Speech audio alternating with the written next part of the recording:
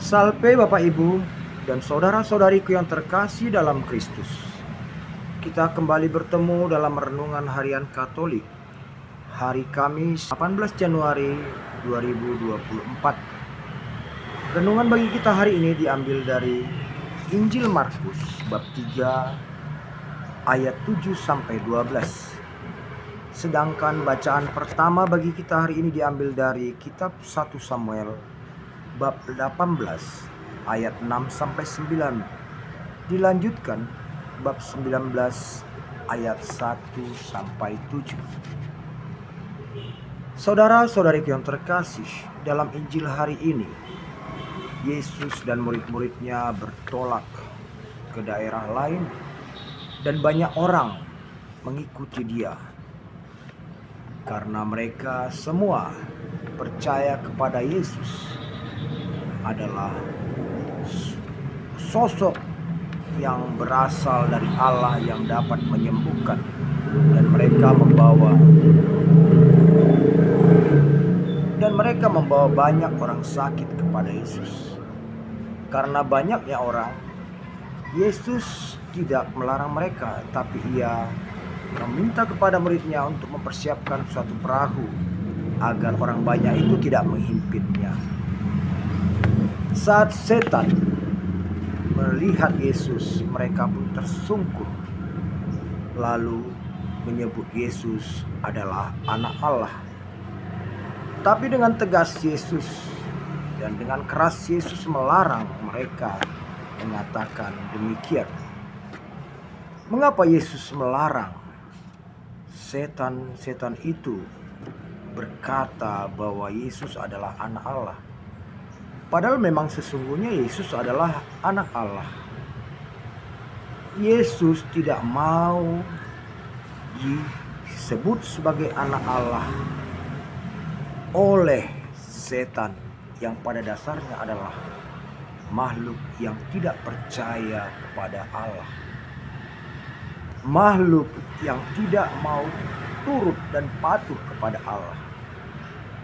Sebab bila setan terus mengatakan itu di depan manusia, suatu saat manusia akan percaya kepada omongan setan, dan setan akan mempunyai kesempatan untuk merubah manusia yang tadinya percaya kepada Allah untuk meninggalkan Allah, sebab setan adalah makhluk yang licik yang dapat mempengaruhi manusia untuk meninggalkan Allah.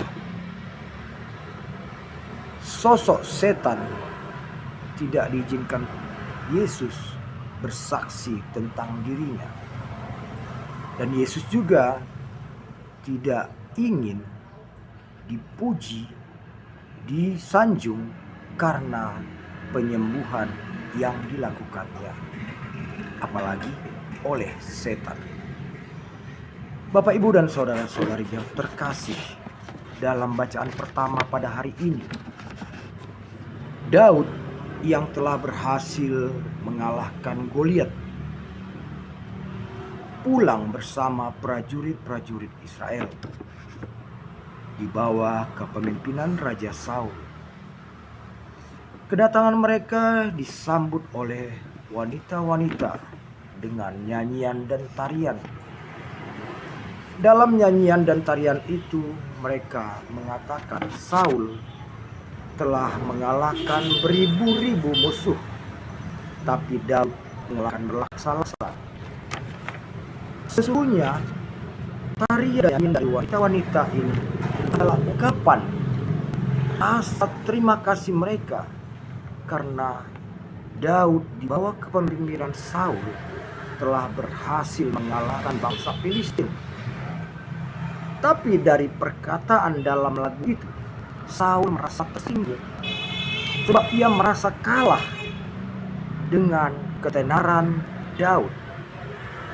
Sebab dalam lagu itu dikatakan Saul berhasil mengalahkan beribu-ribu, sedangkan Daud berhasil mengalahkan berlaksa-laksa.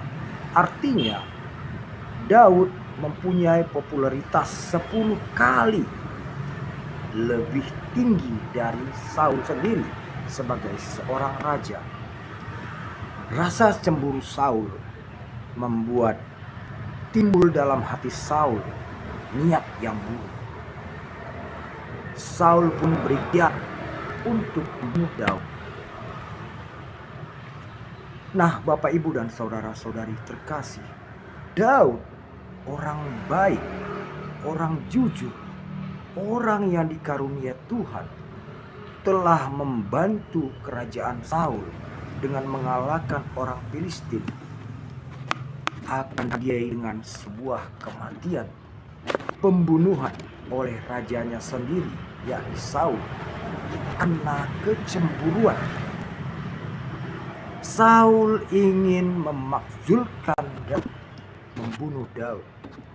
Mendengar ini, anak Saul yang bernama Yonatan merasa ini adalah suatu wacana yang sangat buruk, rencana yang sangat jelek dari anak Saul, sehingga ia menjumpai Daud agar Daud bersembunyi.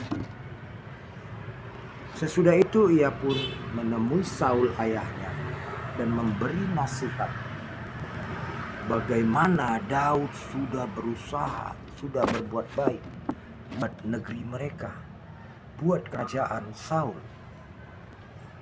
Mendengar nasihat Yonatan, Saul pun berubah pikiran dan dia menghilangkan rencana pembunuhan terhadap Daud. Sebab bila Saul melanjutkan ikhtiarnya, niatnya membunuh Daud dan melaksanakannya, risiko tentu sangat besar, yakni warganya, rakyatnya yang telah melihat pengorbanan Daud akan menjadi kecewa. Dan Yonatan juga menyadari Daud adalah orang yang diurapi Tuhan.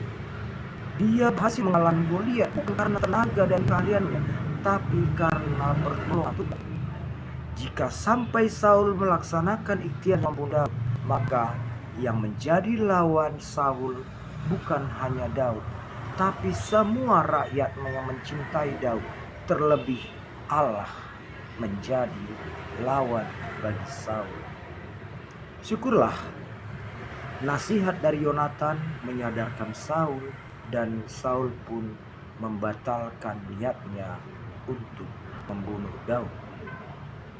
Bapak, Ibu, dan saudara-saudari yang terkasih, di masa tahun politik di negeri kita saat ini, ada wacana untuk pemakzulan presiden, pemakzulan Jokowi.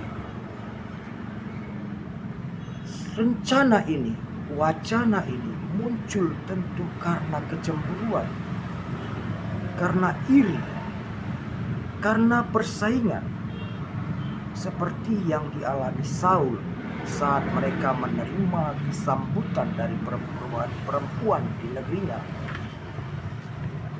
Wacana pemakzulan Presiden Jokowi yang muncul di masa tahun politik ini tentu muncul dari rasa cemburu dan dibakar oleh informasi-informasi sesat oleh orang-orang yang punya pengaruh di sekitar orang-orang yang punya kuasa. Jika hal ini sampai terjadi, sebab dalam survei 75,58% rakyat Indonesia mencintai Jokowi sebagai presidennya yang telah dirasakan oleh rakyat berhasil bangun negeri ini. Tapi karena kecemburuan, ada wacana untuk pemakzulannya, untuk menjatuhkannya. Andai ini terjadi, tentu rakyat akan dengan sendirinya tahu siapa tokoh di balik pemakzulan ini. Rakyat akan berpikir dan akan menjadi antipati kepada tokoh yang mereka curigai, yang mereka rasakan sebagai tokoh atau ahli atau intelektual yang melakukan pemakzulan atas pribadi yang mereka cintai.